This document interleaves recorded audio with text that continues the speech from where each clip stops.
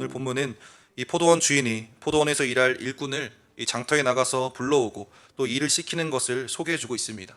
또한 해질녘에 포도원 주인이 하루의 품삯을 그들에게 공평히 나누어 주는 것을 이야기하고 있습니다. 말씀을 통해서 은혜 깨닫고 알아가는 시간 되기를 소망합니다. 오늘 말씀은 세 부분으로 나누어서 그 뜻을 헤아려 볼 수 있습니다. 첫째, 일꾼을 부르시는 하나님입니다. 1절을 보니 천국은 마치 품꾼을 얻어 포도원에 들여보내려고 이른 아침에 나간 집주인과 같다라고 소개합니다. 천국을 포도원에 비유하시고 이 천국의 진리를 우리에게 가르쳐주고 계십니다. 포도원의 주인은 하나님이시요, 포도원은 삶의 현장인 이 세상이나 교회를 비유하는 것입니다. 하루의 품삯을 나눠주는 청지기는 예수님을 말하고 있습니다. 본문을 보면 포도원 주인이 포도원에서 일을 하게 하기 위해서 일꾼들을 불러온 것을 소개하고 있습니다. 이 장터란 노동자들이 하루 일거리를 찾기 위해서 모여드는 인력 시장을 말합니다. 일거리를 얻기 위해서 사람들이 몰려 있는 것입니다. 본문에서 포도원 주인이 일꾼을 부르려고 장터에 5번이나 나갔다고 소개하고 있습니다. 처음에는 이른 아침에, 두 번째는 3시에, 세 번째는 6시에, 네 번째는 9시에, 그리고 맨 마지막은 11시에 나갔다고 표현합니다. 그 당시에는 해 뜰 때부터 해질 때까지를 12개로 나누어서 시간을 정했습니다. 해 뜰 때는 우리의 시간으로 본다면 아침 6시경이고 해질녘은 저녁 6시쯤입니다. 하나님께서는 우리를 이 교회 안으로 불러들이기 위해서 지속적으로 나가셔서 이들을 불렀다라고 알 수 있습니다. 길거리에서 방황하고 놀고 있는 자들에게 너희는 어찌하여 종일토록 놀고 있느냐, 너희도 포도원에 들어가라고 말씀합니다. 때로는 방황하는 자들에게 책망도 하시고 강권하시고 이 포도원에 들어갈 수 있도록 우리를 불러주시는 것입니다. 포도원에 일을 많아서 일을 시키려고 불렀다라기보다 이 일꾼들을 위해서 그들에게 일거리를 주고 또 그들의 삶을 위해서 부르시는 것입니다. 우리들이 어떻게 이 자리에 와 있을까? 하나님께서 우리를 지극히 사랑하셔서 한 사람 한 사람을 불러주셨기 때문입니다. 우리가 예배할 수 있는 것, 기도할 수 있는 것, 주님의 부르심이 있기 때문이라는 것을 날마다 곱씹어야 할 줄로 믿습니다. 그래서 때로는 이 믿음 생활이 참 힘에 부치고 또 혹 삶의 여러 고난으로 인하여서 믿음이 흔들린다고 할지라도 주님께서 나를 부르셨다라는 이 은혜로 살아가는 저와 여러분 되어야 할 줄로 믿습니다. 둘째로는 주님께서는 보상하시는 하나님이라는 것입니다.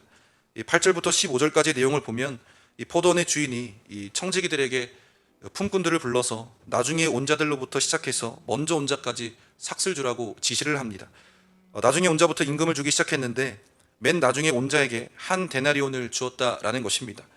맨 나중에 온 사람들은 1시간을 일하고 한 데나리온을 받은 것입니다. 그러나 맨 먼저 온 사람들은 아침 6시부터 왔을 것이고 저물 때까지는 거의 12시간을 일을 한 셈입니다. 1시간 일한 사람이 한 데나리온 받는 것을 보고 아마도 자기들은 상당히 많이 받겠구나라고 기대가 컸을 것입니다. 그래서 자기 차례가 되어서 삭슬 받고 보니 자기들도 역시 한 데나리온을 받았던 것입니다. 그래서 주인에게 불평했다라는 내용을 보게 됩니다. 주인이 1시간 일한 사람에게 하루분을 지급했으니 늦게 온 사람들은 횡재를 했으나 맨 먼저 온 사람들은 불평을 하게 되는 것입니다. 그들의 불평은 종일 수고와 더위를 견딘 자기들과 똑같이 주느냐 하는 것이었습니다. 아르바이트를 할 때는 시급을 적용합니다. 또 일당이라고도 합니다. 즉 일한 만큼 버는 것은 어쩌면 당연한 논리입니다.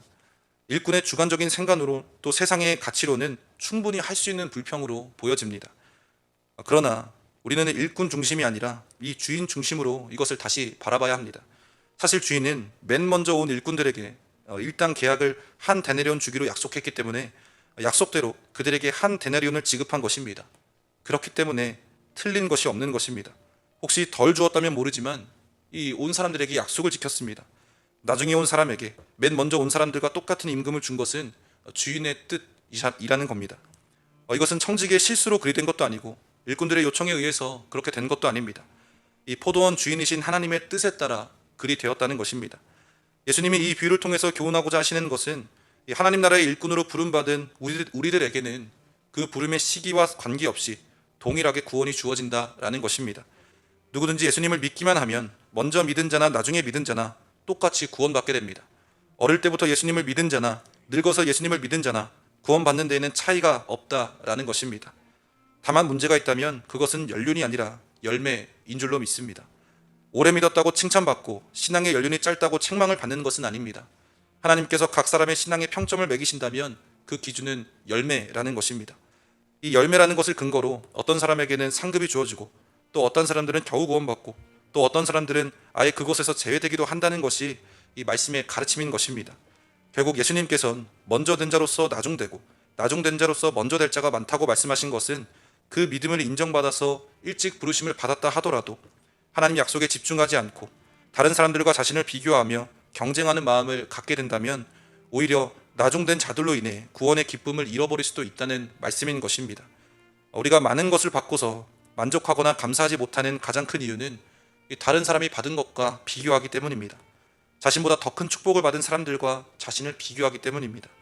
그래서 주인은 남에게 잘해주는 것을 보고 시기가 나서 하는 그런 불평은 하지 말라고 주의하는 것입니다. 이 자기 것을 남에게 나누어주지는 못할 망정 이 남에게 공평하게 나누어지는 것을 보고 남이 받는 것을 보고 시기하고 배아파하지 말라고 말하고 있습니다. 우리가 바라는 것은 우리가 받은 은혜에, 우리가 받은 복에 감사하고 또 남에게 주어진 하나님의 은혜에 기뻐하고 축하해 줄 수 있는 성도가 되기를 소망합니다. 은혜로 풍성해 주시는 하나님이심을 믿고 혹시라도 이웃에게 후히 내리시는 은혜를 보고 시기하는 것이 아니라 함께 기뻐하고 이 하나님의 자비에, 하나님의 은혜에 감사해야 할 줄로 믿습니다. 셋째로 또 처음이 나중되고 나중이 처음이 되는 교훈입니다. 이전에 마태복음 19장 29절에서 30절을 보면 내 이름을 위하여 집이나 형제나 자매나 부모나 자식이나 전토를 벌인 자마다 여러 배를 받고 또 영생을 상속하리라. 그러나 먼저 된 자로서 나중되고 나중된 자로서 먼저 될 자가 많으리라 라고 말하고 있습니다. 그리고 오늘 포도원의 비유에서 또 같은 말씀으로 결론을 내리고 있습니다. 먼저 된 자로서 나중되고 나중된 자로서 먼저 된다 라는 이 포도원 비유의 서론이요 또 결론입니다. 우리가 보상을 받되 하나님의 재량과 하나님의 기준에 의해 보상을 받는 것이기 때문에 이 사람의 예측과 기대에 어긋날 수도 있다라는 것입니다. 포도원에서 겨우 1시간 일한 사람이 한 데나리온을 받았으니 아침부터 일한 사람은 훨씬 더 받겠다는 것은 인간의 기준이요 인간의 기대입니다. 하나님의 재량과 하나님의 뜻은 우리가 짐작할 수 없는 것입니다. 늦게 온 사람도 한 데나리온씩 주는 것이었습니다. 바꿔 말한다면 겨우 1시간 일한 사람은 한 데나리온의 10분의 1만 받아야 하는 것이 사람의 기준입니다. 그러나 하나님의 기준은 또 하나님의 뜻은 한 데나리온이라는 것입니다. 즉 하늘나라에서의 보상은 얼마나 오래 믿었는지 또 교회 내에서 무슨 직분을 받았던지에 비례하여 주어지는 것이 아니라 베드로가 더 큰 상을 받겠는지 아브라함이 더 큰 상을 받았는지 모세가 더 큰 상을 받았는지 그것은 철저하게 하나님의 뜻에 따라 결정하실 것이라는 것입니다. 사람의 예측과 기대가 뒤집어질 수도 있다라는 것입니다. 우리가 살아가면서 주님의 은혜를 입고 또 상을 받게 될 때에 먼저 된 자로서 나중도 되고 나중된 자로서 먼저 된다고 말씀하셨습니다. 그러므로 우리는 하나님께서 큰 상을 주시든지 작은 상을 주시든지 그것은 하나님께 맡기고 날마다 우리의 신앙을 점검하고 고쳐야 할 것은 고치고 온전히 주님을 바라보며 열심히 부단히 살아가야 할 줄로 믿습니다. 어찌 보면 먼저 된 자로서 나중될 수도 있다라는 말은 이 현재의 신앙생활이 먼저 된 자인지 아니면 뒤처진 자인지를 점검할 수 있는 기준이 되기도 합니다. 먼저 된 자는 먼저 된 자로서의 믿음을 유지하고 또 성장시켜야 합니다. 온유하지 못하고 사랑이 부족하고 이기적이고 친절하지 못하고 모든 고난을 잘 참아내지 못하고 오히려 나중된 자가 잘 해낸다면 이 순서가 자연히 바뀌게 되는 것입니다. 먼저 된 자가 하늘나라에 소망을 두지 아니하고 세상 재미로 살고 오히려 늦게 믿은 사람이 하늘나라에 소망을 두고 산다면 이 먼저와 나중이 바뀌어지지 않는 것이 오히려 공평하지 못할 것이기 때문입니다.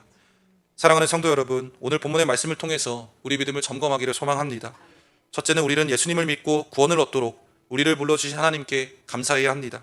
이등양 한 마리를 찾기 위해서 나서시는 하나님의 애정에 새롭게 감동감화하기를 소망합니다.